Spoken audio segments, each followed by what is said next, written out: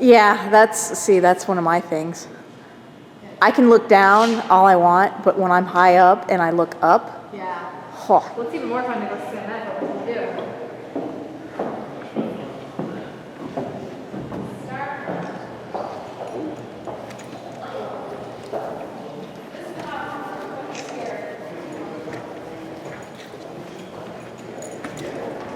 Flags. Most of the time, he's behind the podium, running session. So the Speaker of the House is over session, but Lee pretty much runs the whole session. The Speaker introduces everything and Lee takes over after that. So he's the one that's dead center backstage.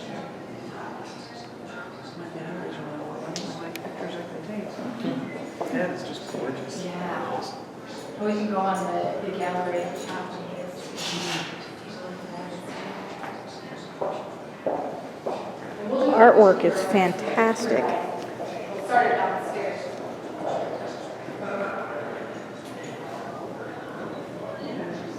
They all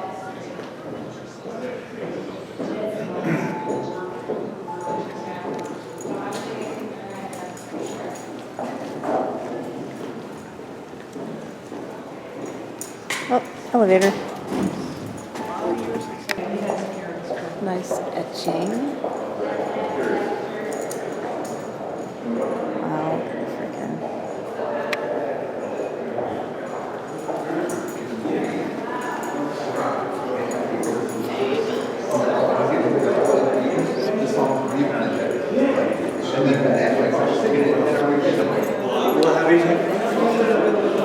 Okay, great, excellent. So where's you guys from? Alcona. So are you 105th, 106th? Northern Michigan. Sure. Yeah, 106th. 106th. The Tawas City is? Tawas is south of us. That's south of us. Oh, it's Tawas City. Uh-huh. Oh, okay. Little town. 45, 40 miles. You're in Hawes Township. I'm in Mankato Township. He's in Harrisville. Hey, I'll get it right one of these years. Great. So We're going to you start could- right in this orientation right here. You want to have a seat right there? And then I'll back it up if anyone wants to join you halfway out. All right. Find you somewhere in here. Well, we'll start at 4 o'clock. That sounds good. I think It is that's 4 o'clock. Yeah. I haven't got a welcome tour or something. Oh, welcome tour. Did you want to join? Oh. No. Okay, excellent. You can have this. Wow. Oh, darn. Gotta get a freaking pen. So we're in 250, we're in the second floor. Okay? Yep. You'll be good. I know how to point you back, so awesome. All right. Thanks. Thank you. Gary. Huh. Holy moly. Yes, our tax money hard at rest. Yeah. And it'd probably 150. take 3 of us just to swing the door open. Probably not. Those are some pretty big hinges. Well, unless one of us is either a man or girl still, that should be no problem. I can do that with my little finger. Or you could say Shazam and turn to Captain Marvel. There you go. Or either Gomer Pyle, I'm not sure which. Yeah, I think that was Gomer Pyle. Shazam. Yeah, but Shazam was Billy Paxton's words, turn to Captain Marvel. Oh, okay. And it started in Fawcett City, because it was Fawcett Comics the one time.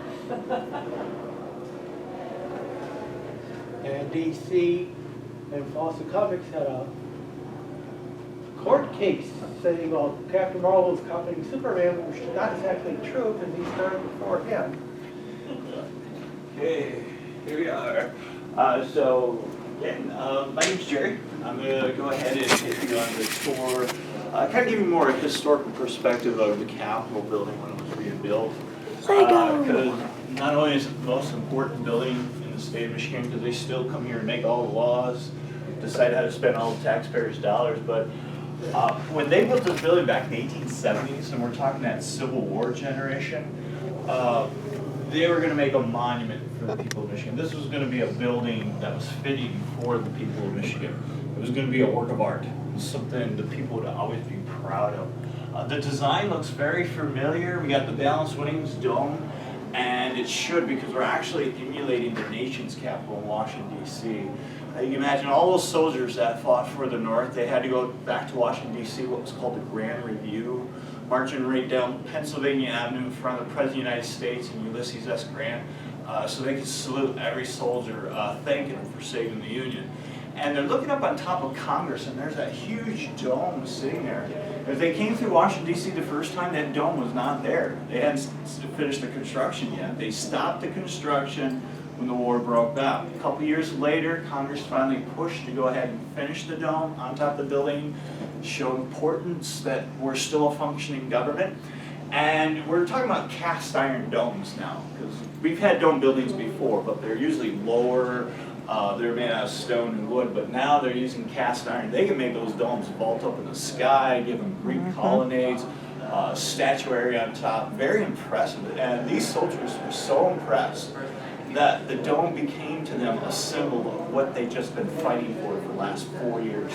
It was the symbol of the Union. So when all those soldiers started going back home to their states and the times came to let's build a new Capitol building for our state, there's only one design being accepted in this time period. From 1870 to 1910, 38 states are going to make one of these buildings. And Michigan, we were the fourth.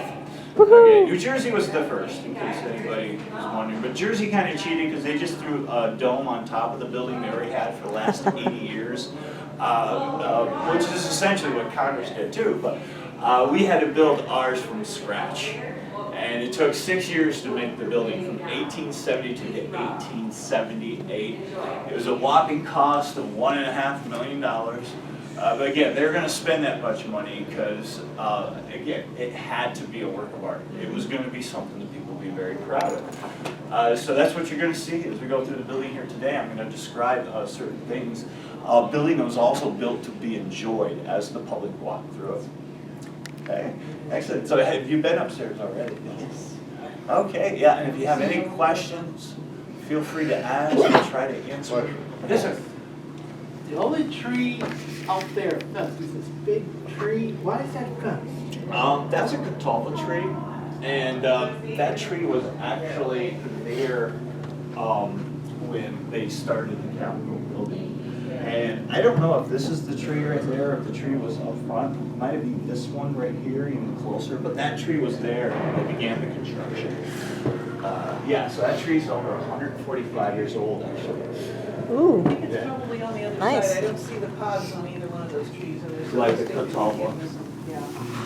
I love catalpas. And you don't see them very often. You can't even find them if you look it up and Google it. Nothing even comes up half the time. Wow, that's amazing, because I live up a little bit farther north in Clinton County, near St. John's, and we live off the farmers fields right there. And there's like catalpa trees everywhere, here, there, man, there's just all spread out. I grew up mostly in Indianapolis, and we had them there. And I think I've only seen one or two in the whole state of Michigan since I've lived up here, and I've been here since 78, Oh, 79, so I love them. We used to call them cigar trees when I was Yes, they look just like the cigars when they fall. Yeah. Okay, on the safe, a lot of times I can't leave this room when we have like third graders that come in here. They want me to open up the safe. I tell them I can't because it's not designed to open up anymore. They removed the actual vault out of the building 24 years ago. It was the big metal box that they took out. Because part of the restoration process they did to this building 25 years ago was to bring the building up to safety code. And we needed an emergency stairwell exit in case of a fire, and they decided to create it right behind this wall here. Yeah. So we actually have stairs that go up 5 floors. So you need the combination, open this here to get to the stairs. Good. If there's a fire that breaks out, I know how to get us outside on this level, but if we're up higher, I know the exits that we're going to take to get through the emergency stairwell exit. So they want to keep the safe doors. They're really neat to look at. Part of the building's past history. The interesting thing about this one actually started upstairs with the Department of Treasury. The Department of Treasury is upstairs. In 1920s, they were expanding their office. They needed more room. They came down here. They took the obsolete safe and they brought it down here because upstairs they created a vault system where it's an actual vault. You walk into a giant room. So that's what they put upstairs. And they left the old 1870 safe down here. Okay. So yeah, you can see the craftsmanship that they put on. In the 1920s safe, there's really no craftsmanship. It's just all gray. Okay, we can go ahead and head upstairs then. You could make it more exciting, just tell people it was so heavy it fell down from that floor to this one. Okay, can we? Old Gerald cut the This is. Alright. I'm coming. I have. What floor are we going to? Oh, we're gonna go floor 1. So if you want to take the elevator. I'll meet you up there. Okay, excellent. Everybody else can follow this way.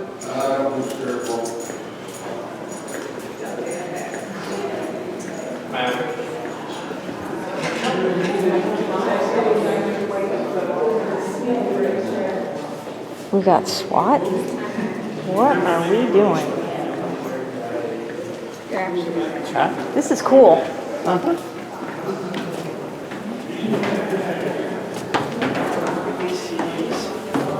Why was the front entrance, I swear several years ago, the front entrance and stairs could be up, closed, or you cannot go up the stairs in front. Oh, you can't go up these steps outside. Yeah, right here. Look out these doors. That's when plaster was an art. Yeah. The reason they closed that down was 9/11.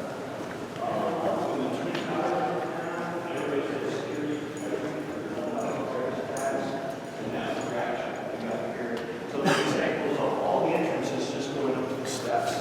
Because that's really all the building design for walking. Downstairs was just set aside for storage. And the public would just walk up the main steps or any of these side steps right into the building. As soon as they walk in here, this is what the public was meant to see. Yeah, and again, when they built the building, it had to be a work of art. And actually, it took 5 years after the building was built before they were able to bring a company in here from Detroit, an art company. They paid them $2,000 a year. It took them 5 years to paint the entire inside of this building, all hand painted. Now, I gotta be honest, pretty much everything in here we lost over time because, you know, paint starts to fade, it peels, you need to touch it up every now and then. People working in the building back in the days, they didn't want to try to keep all the intricate details, too much work. By about the 1930s, they just started painting solid colors over everything. We lost it all. Okay, except for the ceilings. So if you look where I'm pointing the south wing, that's the original paint from the Victorian days. Same with the west wing, the north wing, and the next 2 levels above us one I'm taking today. So we were very lucky. They never painted over the ceilings, but they never put them on either. So what they did, they took Q-tips, cotton swabs, special solution working 8 hours a day. It took them over 3 years to clean off all ceilings in here with Q-tips and cotton swabs. Okay, everything else they got painted over so many times. What they had to do during the restoration, peel off layers of paint to show an original color, original design, and they repaint it the way it was supposed to look like. So that's how they found out here. They painted wood to look like marble. So if you're looking at all the yellow and reddish brown marbles around us here in the rotunda, that's fake. It's just good old Michigan white pine paint to look like more expensive material. Okay, the flags surrounding us here, these stars, stripes, blue wheels. These are nylon replicas of the Civil War battle flags. See, the original flags hung in the Capitol for 111 years. At the end of the Civil War, all the regiments mustered out in Detroit. It was a big ceremony. They turned over all the battle flags back to the state. And the governor at that time made a promise to the soldiers to take care of the colors forever. Eventually, 10 years later, this building was finished, that's when they brought the flags in for public display. And they said they stayed here for 111 years. It was 25 years ago when they were doing that restoration. They checked on traditional battle flags in there, and that's when they realized something terrible. The flags were made out of silk. And they were so brittle at this point, they were literally tearing themselves apart. just hanging there by their own weight. They're beginning to pull themselves out by their stitching. So they decided then it was best to take down all the battle flags before they started ending up as just piles of confetti and powder in these glass cases. Okay, so we have a special room for the historical museum. It's called our flag storage area. They're all laid out flat on pallets, covered up with special protective paper. And this way they're going to be preserved for future generations. So they do put up one flag on display for a month. After that month's over, they'll put that flag back into the collection, take out another flag, take its place to be displayed to the public. And if you ever get a chance to see any of the Civil War battle flags, you should. They're quite simple to see. They have quite a history. They were in a war. They saw battle. Torn, oval, bloodstains, gunpowder. And you can even read on some of the flags the battle honors that they placed on. Because if a regiment was engaged in any particular battle, they distinguished themselves with honor. The brigadier generally only allowed the regiment to sew the name of the battle right onto the flag, and that was the battle. So all the other regiments could see where they distinguished themselves. They decided not to put any battle honors with these flags because, one, they were never in battle, so they didn't earn any battle honors. They're not here to take the place. And two, if they went to all that expense to put battle honors on, you wouldn't be able to read them anyways because of the way they fold up. Okay, so they're not here to take the place so much as they're just here to be reminders for us of the Michigan Civil War battle flags. Did a selfie. Okay, the level we're on right now, You hit the button on your phone, it changes set aside now for leadership of the House and the Senate. The folks that come here to make the laws and spend taxpayers' dollars. It's a small Capitol building, so unfortunately only 12 members are lucky enough to get an office here. Just 12 out of 148. So the other 138 members, we have to have a few buildings across the street for all their offices. Okay, but they still come here to make the laws, spend taxpayers' dollars. They just all meet up on floor 2, where the chambers are at. And that's where you can go to next, if you'd like to follow me this way. If you want to take the elevator, you can take the elevator up to 2. We're going to gather around this railing up here, and we're going to talk about the portraits of Michigan governors next. Awesome. I guess I'll do this. Don't- I'm not gonna do them all. Don't break yourself. Oh. See these things, I love these things. And if I sit here, No, I'm not. I'm really quiet. Is there an elevator at this end too? there's over there, yeah. Okay.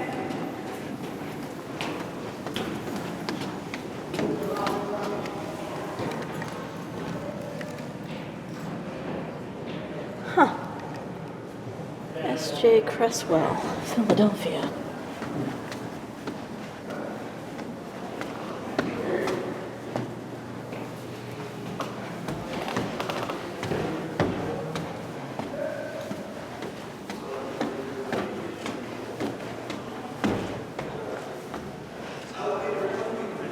Is it really starting tomorrow?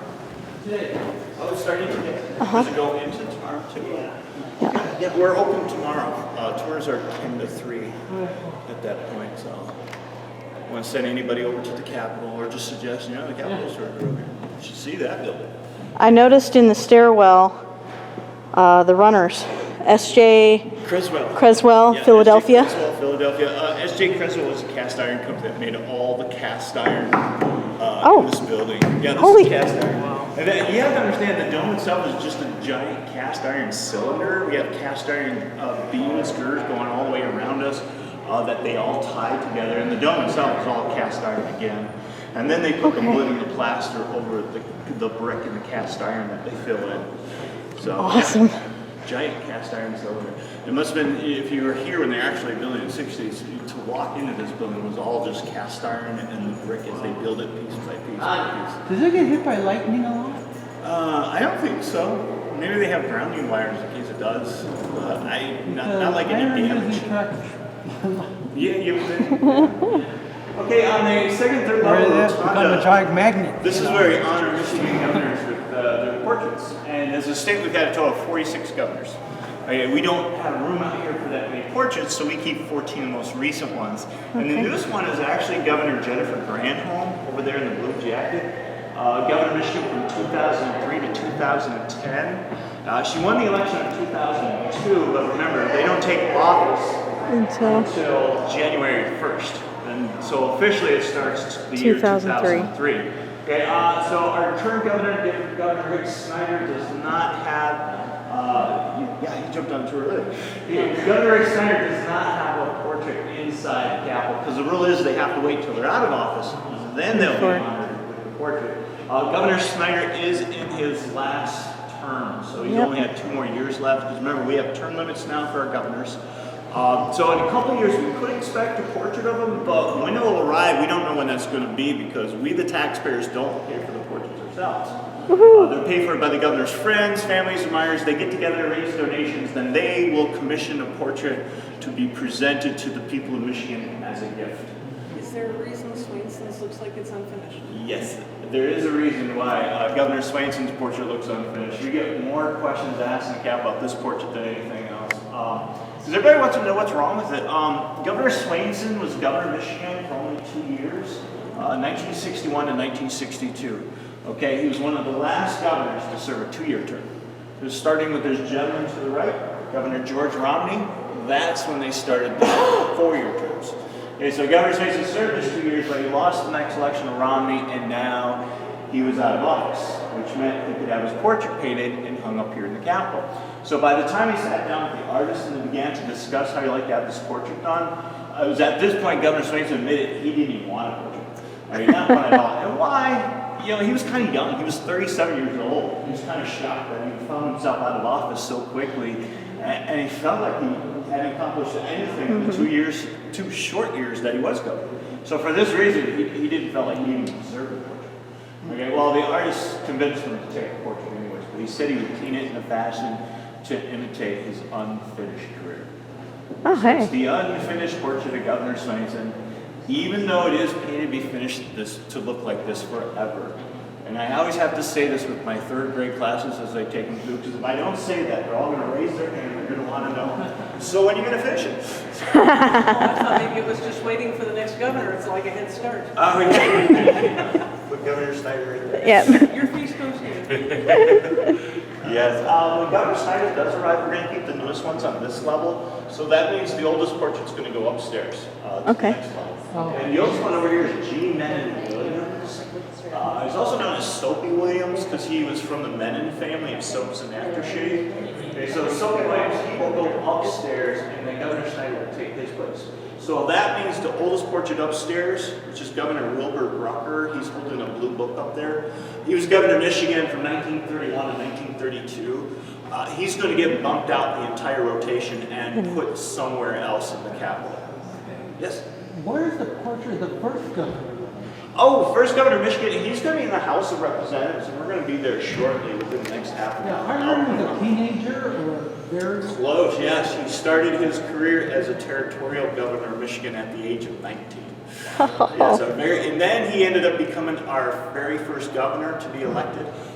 He was 24 years old at the time, which is still a record in the United States. No governor in any other state has been elected at such an early age. Wow. Now, Michigan, like a lot of many other states, you have to be 30 years old to serve as governor. Okay, the governor's office itself in the building, we're not allowed to bring people into the office, but we can open up for viewing and taking pictures.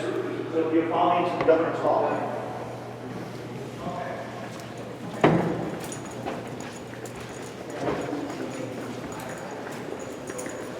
See these detail. It's fantastic.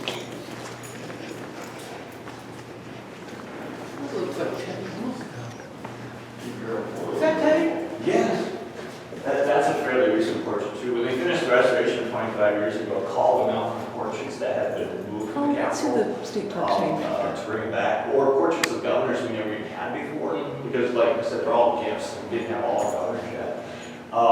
And somebody wanted to know, well, how come the people of Michigan are not honoring their only president with the portrait of the Capitol? So other than the fact he never worked here as a state legislator or as governor, all the portraits are gifts. And so the question really had to be, how come the people of Michigan were not being honored with the portrait of President Ford yet? So in 1995, that portrait arrived. It was a gift from a lot of, mainly donors from the western portion of the state of Grand Rapids area where he's from. And they figured the best place to put the executive officer of the United States would be here in the executive wing of the Capitol. Okay, so what I have to do is just run around the side here. I'm going to open up these doors from the inside. So I'll be right back. We'll right here.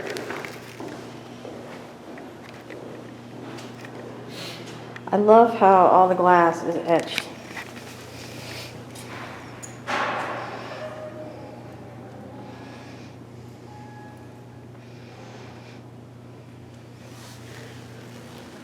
I love the way they had all the wood in the stairwells painted to look like marble. It's pretty, yeah, it's pretty good. Okay, here we are at the governor's office. The furniture pieces up against the wall, they're highly decorative, highly polished. They're actually original to this office. They're over 138 years old. Wow. They're made in Michigan too, Saginaw, Michigan by the Fiji brothers. Yeah, the time period when this building was being built in the 1870s, this is when Michigan began to take the lead in the manufacture of furniture in the United States. Okay, we're cutting down a lot of trees to do this, but the lumber industry was booming. And this is why we're also leading the United States in manufacturing horse carriages too. So Really? it makes a lot of sense. And a couple decades later, the gas engine comes out. They start putting in Michigan horse carriage companies, and we end up becoming the automobile industry. I heard Grand Rapids used to be the furniture capital of the world. It did, yeah. Grand Rapids did grow into be the furniture capital of the world. So. No longer? But Saginaw wasn't really not too shabby itself. Conference table behind me, chandeliers. They're not original to the office, but they're still antiques. They're from the time period this building was built back in that late Victorian age. The newest piece of furniture in here is actually the governor's desk. It's only 25 years old. Okay, see, at the end of the restoration, they didn't want to worry about what the next governor might try to bring into this office as a desk. They wanted something that was always going to fit the art style of this building they restored it back to. So they felt it was time just to have a governor's, what do they call it? The governor's desk right here. Okay, and one more thing here, we have our door hinges, door knobs. You can see they took that extra step to add more artwork if they felt it could be appreciated. And here they put the artwork of the Michigan State coat of arms with their elk and the moose on it. All right, I'll back up and let you see. Those are nice. So all the door hinges on the first, second, and third level have the state coat of arms. Wow.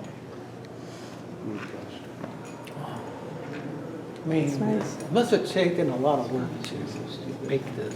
Yeah, all the 6 years of craftsmanship that they put into it. How many carpenters and workmen's were there? I couldn't give you an exact number. I know it's probably somewhere that they got it listed, how many people they hired over the years just to work on here. You know, and they had to make all the bricks here in Lansing. So they set up a huge shop, and for 6 years they just kept making more bricks, more bricks, more bricks right here. Wow. All right.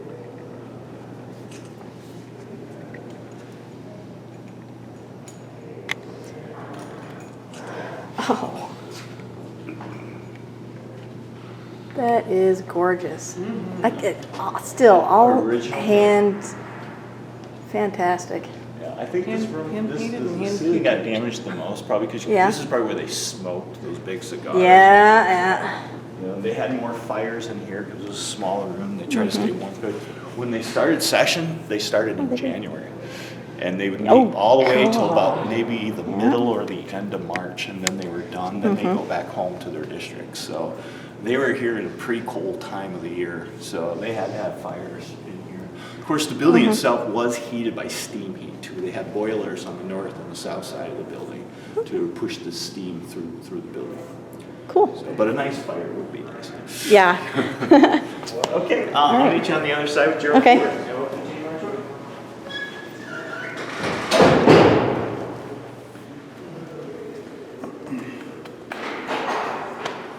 Okay, the chandeliers, probably noticed when you go to the building, they are original. There's a total of 20 of them. And we do call them Michigan chandeliers because we have an animal that represents one of our animals from the state coat of arms. It's supposed to represent the elk, but I gotta be honest, that's not an elk. That's the European red deer or a stag. And the company they hired obviously just used the deer that they had, and that's why we don't even have a moose up there. But we always tell the third graders it's an The shield, they did make us a nice shield for us right here. And it's got the Latin inscription, Tuor. If you ever wonder what Tuor means on our state flag, when you look at it, it means I will defend. Yeah, I will defend Michigan, I will defend the United States. See, our coat of arms was designed by a general from the War of 1812. And during this war, the settlement of Detroit was captured by the British. It was very humiliating. Almost like going to a Detroit Lions game or something. Anyways, the general, when the Americans got it back, the general was now appointed the military territory governor of Michigan, and then he became the territory governor of Michigan for the next 20 years. His name was Lewis Cass. He designed our coat of arms, put that Tuor on there, I will defend, as a reminder for the people of Michigan. It's because of our location on the Great Lakes, we have to defend the United States. You know, particularly back then from the British and Canada, because we still didn't trust them. Okay, nowadays, we just gotta keep an eye on the Canadians. Yeah. Well, that's where Cass Corridor came from. Probably, yeah. Cass. And I know there was, Mad Anthony Wayne was a famous war hero back then. Yes, man. He was before that. He was during the battle of, what was the, What time did you have to Tours? meet Jesse? The first war of 5. Rebellion, I believe it was. That he was involved with that. We got time. Because Mad Anthony Wayne, he got the nickname for the American Revolution when he was a general. Because he went in for the attack on Cornwallis' army, but he went too far and Cornwallis turned around on him. So everybody said he was mad doing it. And so the other general, the Frenchman Lafayette, had to come and then secure his flank so that Cornwallis thought he was going to get outflanked and he had to stop so Mad Anthony Wayne could get out of the black swamps and everything. And then they fell back. And then Cornwallis decided, well, he's just going to hurry up and connect with General Howe to the north. So they were marching all the way up through Virginia. And then so between Wayne and Lafayette, they just kept harassing him and chasing him until he got bottled up in Yorktown by the French fleet. So that's how he got his nickname, because he just charged in all of a sudden into a much larger army of Cornwallis. Anyways, General Ford, we talked about him. Excellent museum in Grand Rapids. If you ever get a chance to go over to see it, you should see it. Because he has since passed away, and so has his wife, First Lady Betty Ford, and they're both buried right there at the museum, right along the banks of the Grand River. So if you ever want to pay respects and visit, you should want to go see that someday. Okay, on this level, I said where they go to work. To the north side is the chamber for the House, to the south, the Senate. The only way to get on either chamber floor, you have to be one of the elected members of the body, but the place for us, the public, is upstairs in the gallery, so that's where you can go to next. We have an elevator around the corner right here that's going to drop you off right in front of the gallery store, so you want to take that. And then when we get to the gallery, we have seats. You can have a seat right there. We'll sit there. Awesome. Where's Anna's office? Anna's office. Right over there. I'm gonna go park. You're gonna park? All right, the rest of it will be on the YouTube, on our YouTube channel.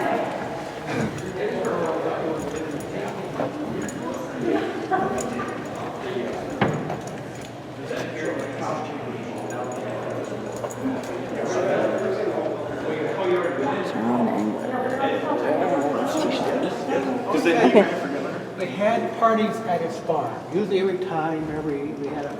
Oh, isn't he from, Governor Engler was from around Midland? Is that not true, somewhere around that area? Up there? I think so. Oh, okay, I guess we're just gonna go up this way. Yeah, he's. This is the House of Representatives, and remember I said the only way to get on floor is if you're one of the elected members, or if you're invited by one of the elected members, and one of the representatives just invited his guest onto the floor. You are? Well, see, that's Lee Chatfield. Oh, you did? Lee's down here? I didn't win. Yes, he's right there. I can see him. All right. Which means he finally arrived. Judy? Karen? But, yeah. He has to invite you. Which representative? Judy and Lee Karen? Chatfield. Oh, is that your representative too? Not ours, we're the 106. Sue Aller is our rep. Oh, okay. Yeah, But he's like next door, you know. Because, yes, Sue Allers, because she has the Alcona, Redford is like mainly the all Democrats in Alpena, Detroit. Presque Isle, Sheboygan area. So that was Leslie Love district, so I was running against her. Oh, where are you? Oh, okay.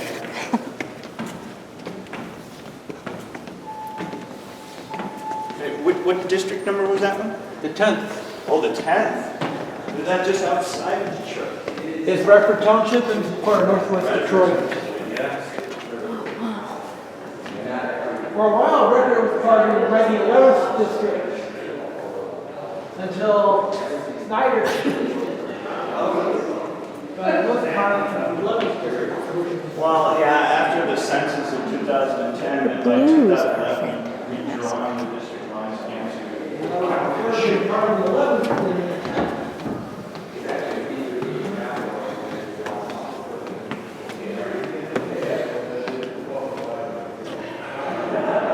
Good to know.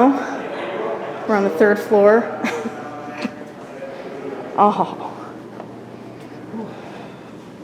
Okay, here. Shades of blue too. Just one of the 2 chambers of the legislative body where they come to make laws, spend the taxpayers' dollars. This is the House of Representatives, and Michigan's divided up into 110 representative districts, so this is why you get 110 desks on the floor here. Up here's the gallery. By law, the gallery must be open up for the public when they're in session, because the whole idea is anyone in the state of Michigan should be allowed to come into the building themselves to find out how the legislators are voting. Okay, and the balcony across the way was originally set aside for the press. That's what the architect wanted to go. They complained right from the beginning. They didn't like it up.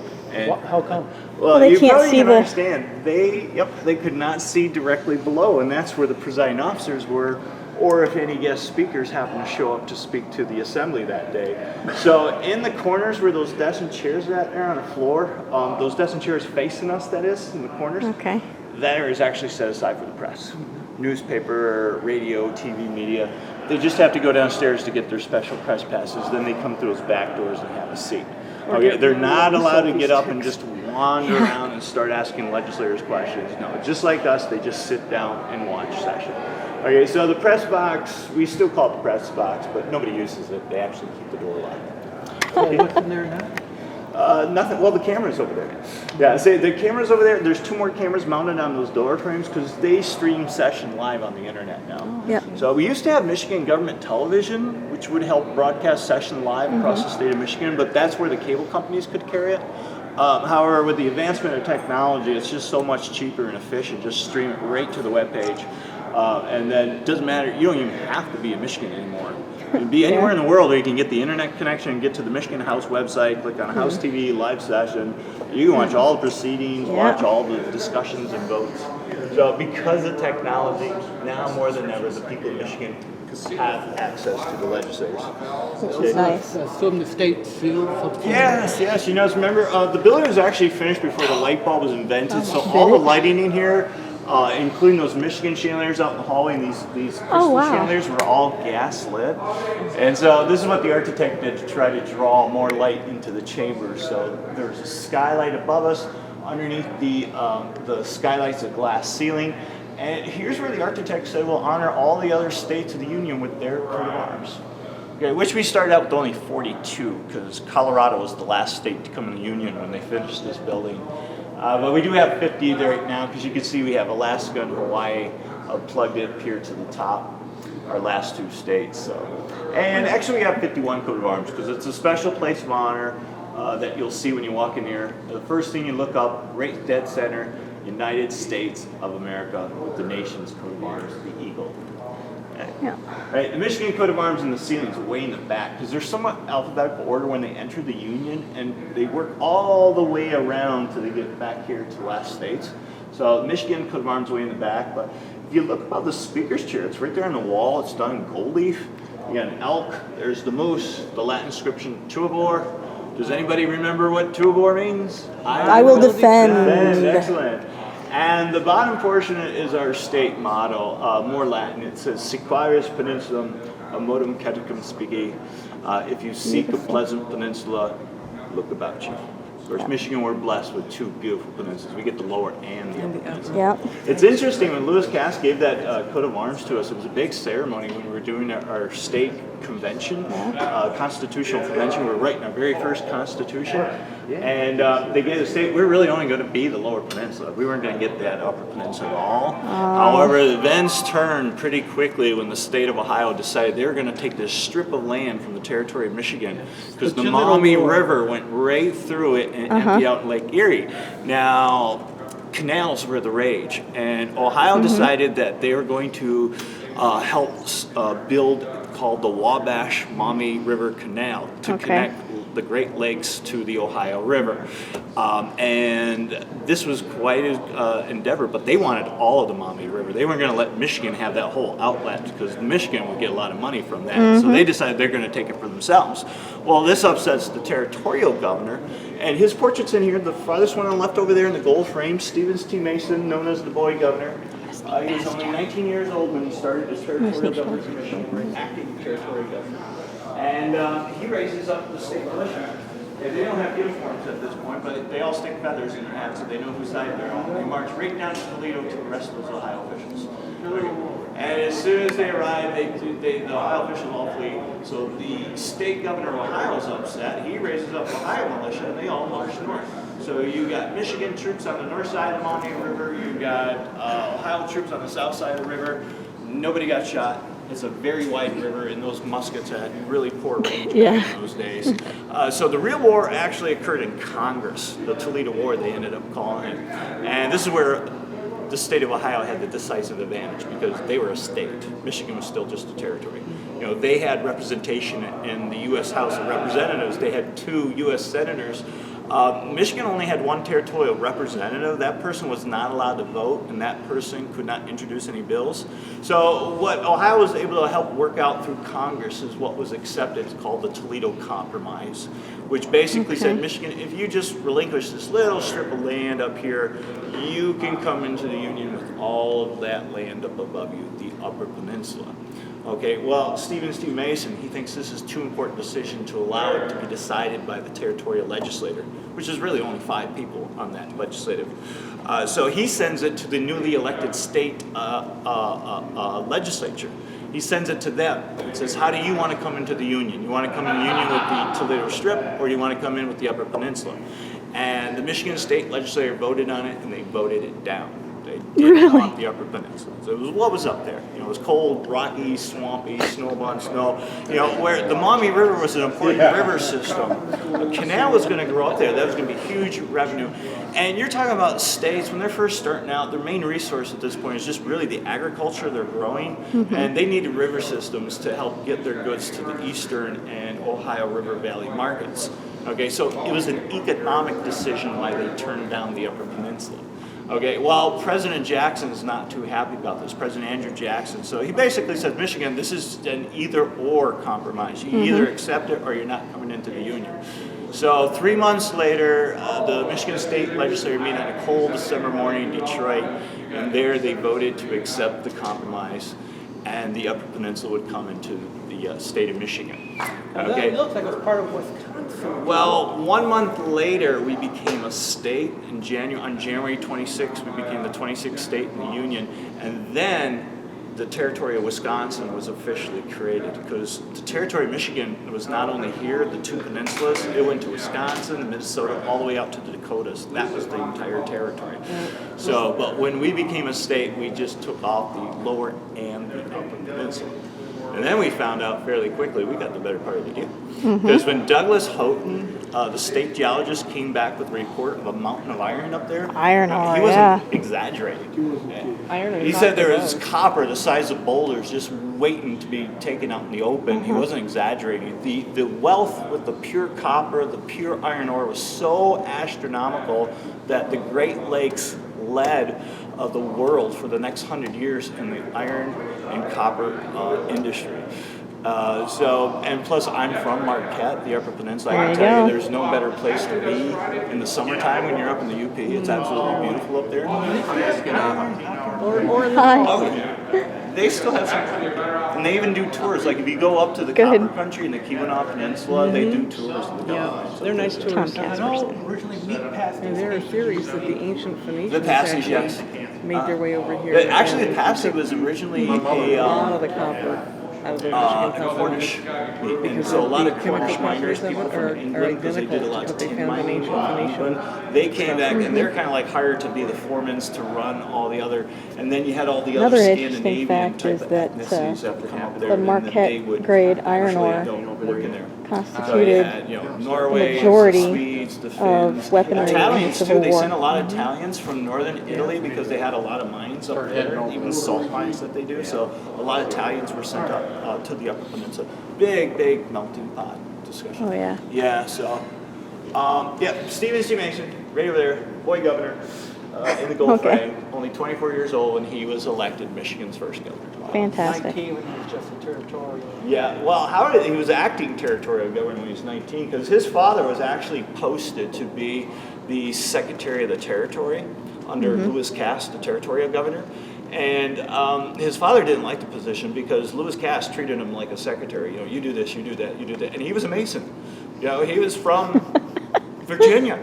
His grandfather signed the Declaration of Independence. His uncle was on the U.S. Supreme Court, and he wanted a different position. So President Jackson gave him a different position, and I think he went back to Virginia and did that. And so, anyways, Lewis Cass likes his son Stephen. He said he kind of did his dad's job, anyways. So he can be my Secretary of the Territory. Yeah. So the president went ahead and signed off and made him Secretary of the Territory at 19. And part of the jobs of the Secretary of the Territory is when the territory governor leaves, he has to step in as the acting territorial governor.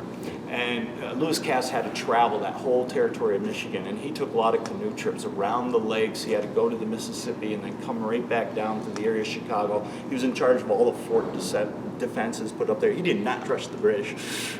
He was doing everything he could to get the Hudson Bay Fur Company out of the territory of Michigan and everything, which explains our coat of arms. Yeah. Because the Hudson Bay Fur Company coat of arms, which they sometimes would stamp on their goods, they trade with the Native Americans of the Great Lakes. It has two moose facing each other with a fox on top. So the similarities is so striking. This is a reflection of our competition with the British and the Hudson Fur Bay Company for trade and influence with the Native Americans of the Great Lakes. The war being controlled was fought on that island. Yes. The British took that. British took Yeah, the island. British took the island. The Americans say, hey, maybe we could do the same thing. The British had another fort to build above that. I say, what are those idiots doing? They're doing the same thing. So they defeated Americans, and they thought, they're doing this. We can see them coming around. Okay, if you Right. like, we'll continue the tour. I only have about 15 more minutes. Oh, with you. I'm sorry. No, that's me. I love talking about history. That was what my degree. We can tell. Well, it's kind of like I took this job. We're working at a national historical landmark. Part of our job, our main job, is keeping the flow of traffic going through because so many people use this building. So we're part of that function. And also, we handle the curriculum for the third and fourth grade classes because that's when they're first being introduced to Michigan history, United States history, government on the state, and then on the U.S. level. So we kind of handle that as well. The ladies at the bottom, there are allegories. Allegories being images, figures to represent idealisms and subject matters. And these allegories, they represent things important to the people of Michigan. Like the lady who looks very tired with smokestacks in the background, she represents industry. To the right here, you got the lady with the winged helmet, sails in the background, she represents trade, commerce. To the right here, you got the lady in blue with books at her feet. The lamp of knowledge is burning behind her. She represents education. And continuing to the right, we have art, agriculture, philosophy, science, and justice. So all things important to the people of Michigan. Okay, now above the ladies is another railing, just like this one in front of us, and that's the dome. It used to be allowed the public to go up into the dome on their own.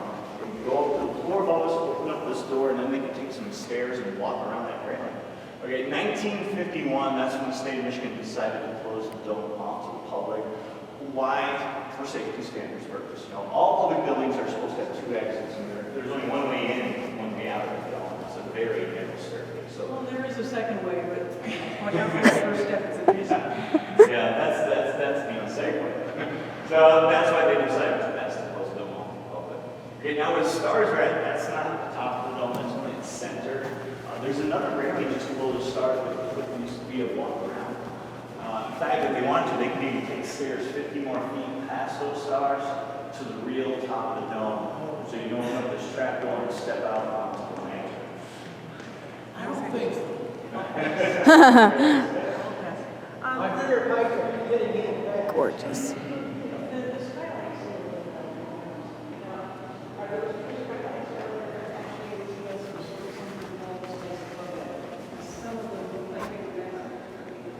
Oops. Oh, it's a skylight, it's a skylight that's like that. And so they have girders that go up through. When you get to the Senate side, you actually, the way you look up from that side of the building, you get to see the outline of the skylight much better. I was just wondering who gets to go up there and use the homes. Oh, yeah, and the facilities. Yeah, once a year we drop the chambers down and then they get to clean and change everything. Let's see. Whoa. The slope there. Yeah, everything has to be constantly clean. We keep this whole building up. They have these like birds that just don't. Oh, the chambers?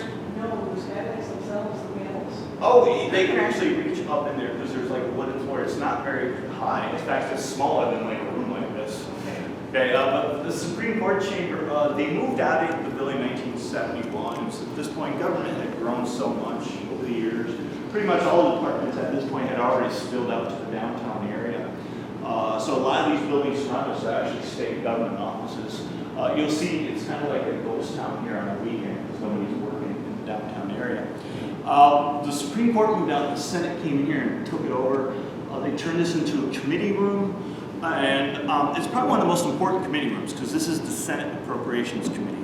So if any bill is going to talk about spending taxpayers' dollars, they have to come to these members before they allow that bill to the chamber floor. Yep, the public's allowed to come into committees. They can sit down, they can watch them. And committees are great because in session you just sit down and watch the bills. Right. That's all you do. But committees is where you get to testify, and then you can tell them what you think about those bills and how they're going to affect your community, your business, your land, your So family, your church. they appropriate the taxpayers' money. Right. So someone said, we'd like to appropriate the taxpayers' money to get 10 pizzas. Right. Yeah. Exactly. So, and they have to write the committee report. So by the time the bill ever comes out of its committee, it could be as quick as 2 days, like the Flint water prices. Oh, the government yeah. wanted a bill like that, and they had to draft up something really quick to how much money they're going to send to Flint, and they did it in 2 days, where it went to a committee and came right out 2 days later, and then they passed it, and the governor signed it on the third day. Now, what I don't understand about the Flint water crisis, wouldn't the fault be the industry was polluting the river and not the governor? I think it was Like something. GM and Yeah. like all the other car industries. I mean, they weren't the ones who polluting the I river. think the scientific reasoning and what the problem was that the water was acidic enough that you needed to add this other chemical to it. So that it wouldn't take away dissolve in the acidity. pipes. Because the water The was so lead pipes. acidic, it Yeah. drew the lead out of the pipe. So it was actually the pipes themselves Yep. that caused the problem because the lead got seeped out of it, or what they would call the term. Yeah, but I still believe people were polluting the river by toxic waste. Oh, yeah, we can go. Oh, yeah. Especially down in Detroit. There's one whole island they call Zug Island that they used to just drop off industrial waste all the time. And paints, anything that they could, would waste, they just drop it off. It was a dumping ground. The whole island just for dumping. And they did that all the way up until the early 70s when they said, you gotta stop this. Okay, here we go. The set. This will be our last stop, number 4. It's actually my favorite room. I like the color. It's got that blue gold, that whole Louis XIV thing going on here. Senate convened today. And here we go. The set. And we're on the 3rd floor. Yep. How do you get up to clean this side of these? Oh, and then you can walk around on the outside too, and then they can walk up the sides. And do these open up so that they can? These can be pulled up because they're just resting up there. Okay. And even the coat of arms themselves are a separate circle piece that is laid down on Oh, top. wow. Yes. Okay. That's why they're kind of like tilt. Some are a little tilted because Okay, I see. Yeah, I can see the the vibration of the difference. building, they do shift a little bit. Yeah. Sometimes we got to turn there too. And then there's catwalks that go back and forth Okay. and all the way straight down All the right, center. I would want that job. Oh, no. I would lose my footing and fall How in many front of one dog of walks them are in a heartbeat. I don't know. Seems like discrimination. The Senate looks a lot smaller in here because it is. We only need room for 38 senators. So a senator's district used to be based on a set geographic size until the 1960s. And that's when they changed it that a senator's district is also going to be based on population. So every 10 years when we do a new census, of course, not only the representatives district is going to get redrawn, but they're also going to redraw the senators districts as well. Okay, but other than that, everything else is pretty much the same as the house. You got the gallery up here for us, the public, a balcony across the way set aside for nobody. They keep the doors locked, remember? And the portrait on the left, I love pointing out that portrait because it's 191 years old. Wow. Yeah, it's a portrait of a person who never set foot in Michigan. He's not even American. Okay, but he's a famous American Revolutionary War hero. That is General Lafayette. It was the Frenchman that came over to help us win our independence, that helped save Mad Anthony Wayne during his charge against Cornwallis. It's not supposed to be a portrait of him, though, when he was 20 years old and he was just a general under George Washington. It's a portrait now when he's 70, and he's revisiting the United States during our 50th anniversary as a nation. Every town he's going to, they're so excited to see Lafayette. He's practically the only war hero still left alive from the Revolution. So when he arrives to a town, they have parades for him. They're holding banquets. They're making speeches in his honor. They're all exchanging gifts. They painted portraits of him. This portrait was purchased by Michigan's first U.S. Senator in Washington, D.C. He purchased it with his own money. Then he sent the portrait up to our first capital, which was in Detroit at that time. And there it was presented to the people of Michigan as a gift for entering the Union. So that's kind of like our first birthday gift right there. Hey, the other gentleman to the right, that's our Civil War governor, Governor Austin Blair. He's the one with the big bronze statue out front. Okay. He's the one that only has an individual statue out there. And how he gets one, and nobody else does, you have to remember who built this Capitol building. It was that Civil War generation. And of course, he led Michigan during the Civil War period. He's also listed as probably one of the most efficient wartime governors of the Civil War. When President Lincoln called for volunteers from each state to go to Washington, D.C. immediately for his defense, he was so efficient in getting our troops ready that we were practically the very first state to arrive in the nation's capital. So even though you did have regiments from closer states there, Pennsylvania, New Jersey, when President Lincoln was interrupted at a dinner engagement that the next troops coming off were the Michigan regiments, he was so relieved he held up his glass eye and said, "Gentlemen, the West has arrived. Thank God for Michigan." Did Lincoln ever come to Michigan? Yeah, I think he did come through one time on a tour, but I don't think he was running for president because presidents didn't campaign for themselves at that time. They just stayed in their hometown and everybody else campaigned for them. So all the senators, congressmen, they would go back home and they would campaign. Who was ever involved in political did the campaigning, and the presidential campaigns candidates didn't have to say a word. And then they just waited till the results. Okay. Anyways, I need to finish up a tour, but I just want to talk about the building itself, its restoration. I have to ask about the one female portrait that I've seen other than Granholm. That is Senator Edith McCall Hamilton, and she was a senator from the Grand Rapids area. She was the very first female state legislature. The very first year females were allowed to run for office or even vote. In 1920, and she was elected. And she served 2 years, and then she didn't get renominated by her party, the Republican Party at that time. It would be, I think, another 8 years before the next female legislator would come, and that would be over in the House. Okay. But she passed one bill, though, that was called the Farmers Market Bill, where there was this thing going around the country saying that, the city poor, they don't really have access to fresh vegetables and food. Farmers just couldn't come into the cities because the grocers kind of had like a monopoly of the area. They didn't want any competition, so all the food had to go through the grocers. And a lot of cities across the United States started pushing for these city markets, and then she led the one here in Michigan, so that Michigan adopted a free city market system where farmers could set up somewhere to sell their fresh produce to the people that lived in the cities. In that vein, are all those little red things tomatoes or apples? I don't know. That's a good question. I think one of they're apples. It looks like everybody has one, but they're identical, so I think they're probably artificial, but They come I from wonder if they might have had special something to groups do as with. gifts. It could represent something as simple like the Teachers Association. Yeah. Yeah, it's an apple. It's an apple? growers. Yeah. Yeah, I couldn't quite zoom in far enough. It looked like it was. Okay. And that's a Well, cute that's little the pink building. I bear. do have to take off. It's very nice meeting you You folks. said you were finishing your tour here? Oh, you're so welcome. Yeah. And there's nothing else there? Well, they there's could talk always about the something building going itself, like 1960s, we almost lost this building.